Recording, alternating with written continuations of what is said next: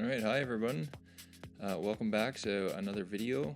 I'm going to continue this series of flies that I tied for my trip down to chase GTs, as well as head to New Zealand for some hopefully big trout and hopefully some kingfish over in New Zealand as well. So this is the EP Baitfish. Nothing too special about this fly. It's actually really easy to tie. I quite enjoyed it though. You kind of get into a rhythm and it's a good fly to tie. I like it. So starting off here, two different colors of the EP Sculptifly. The first one I have for the bottom of the pattern is the 3D white. So when you're putting it on for the first of each color, you wrap it around your thread there and attach it to the hook this way. So pulling not a huge amount of fibers off the when it comes out of the packaging, folding it in half and attaching it. So wrapping it around the thread and then attaching it to the hook that way. So I'll do that once for the white, and then I'll flip the hook over here like that, and I will do that same way of attaching it for the light olive here.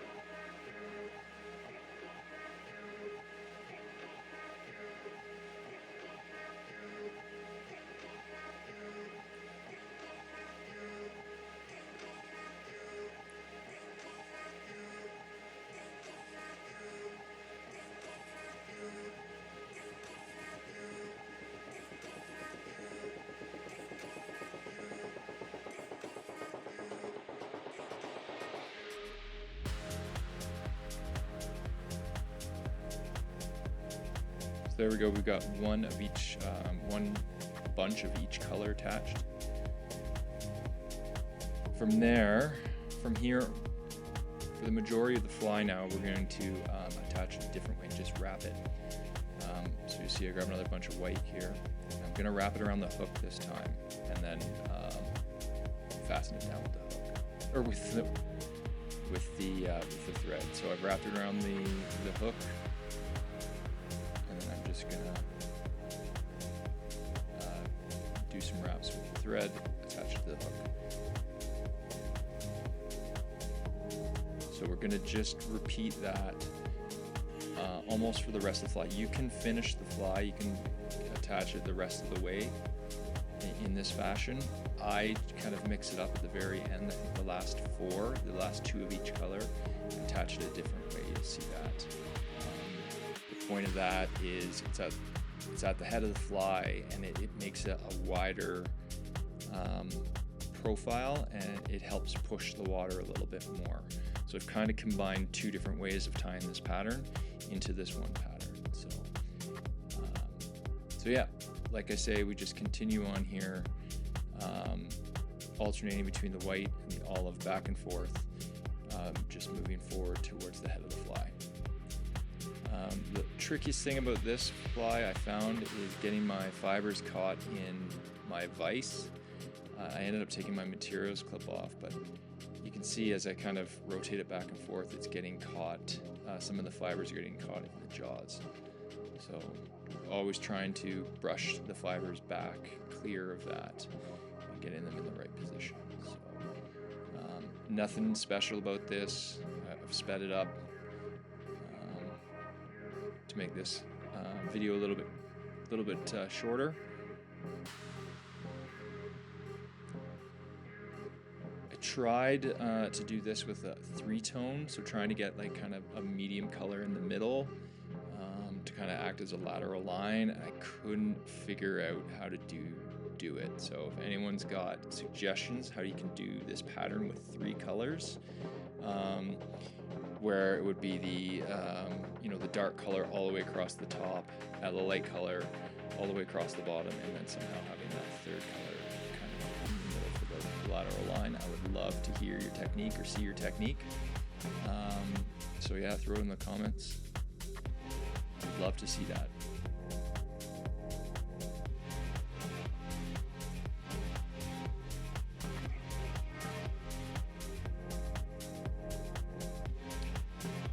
So this one I tied in a 3/0 size. That's the Diachi 2546 saltwater hook.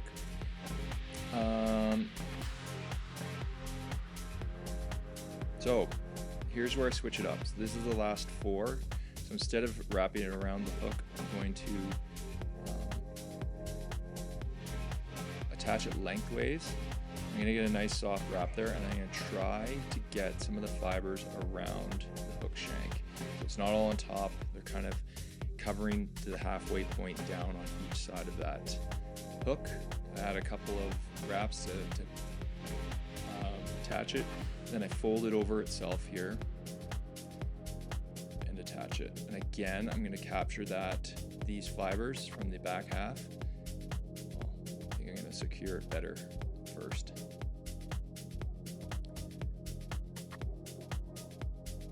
I'm on the struggle bus now. Hook's moving in the vise. So folding it over.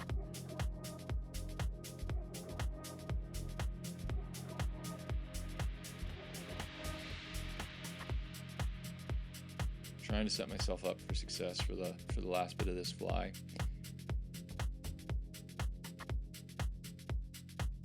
There we go. Again, trying to have those fibers not stay on the, I know it's the bottom of the hook when I invert it. You want them kind of to surround the hook to about the halfway point. Hopefully this is a little bit better example.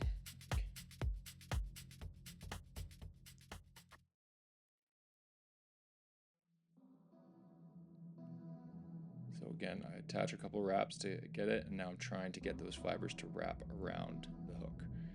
Securing that back half down.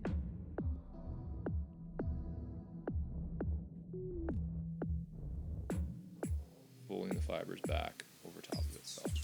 So like I said, this is trying to make a wider profile at the front, so maybe I can push a little bit more water.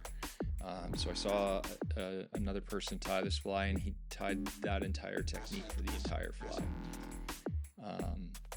He talked about how it gives it a bit of a wider profile and it pushes more water. So I thought I would try that at the front, tie it in the other method on the back of the fly, and then switch to this at the front.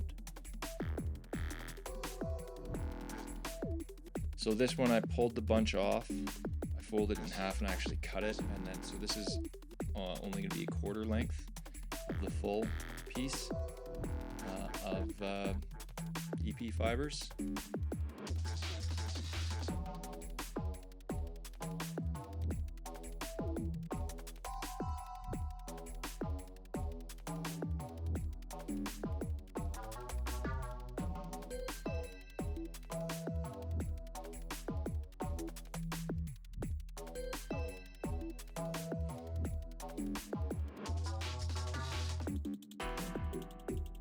This is the last bunch thing I'm going to add here.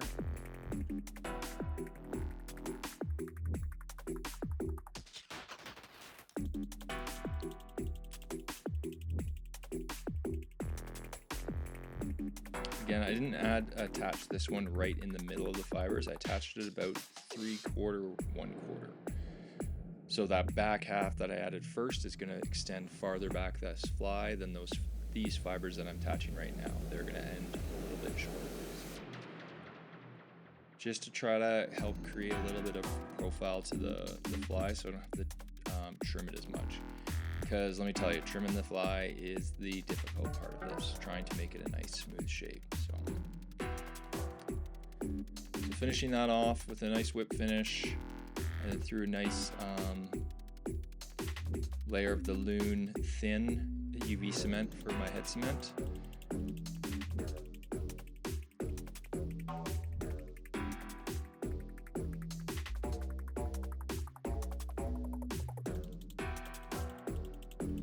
Now we're going to trim it up.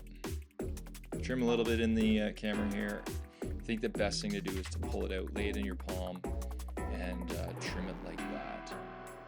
And you can get both sides a little bit easier.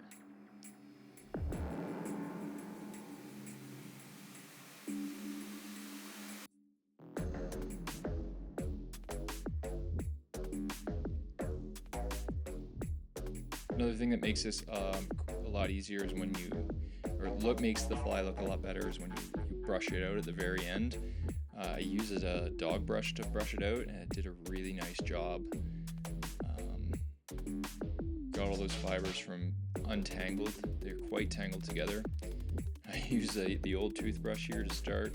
It works okay, but the dog brush really got in there and really did a good job.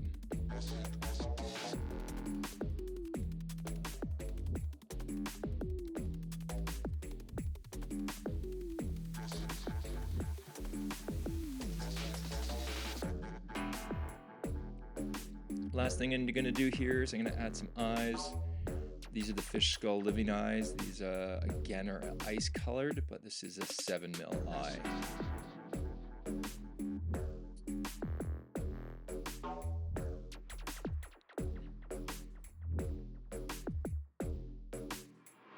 So like I said, I'm going to use this fly, probably this one that I tied here, for Kingfish in New Zealand.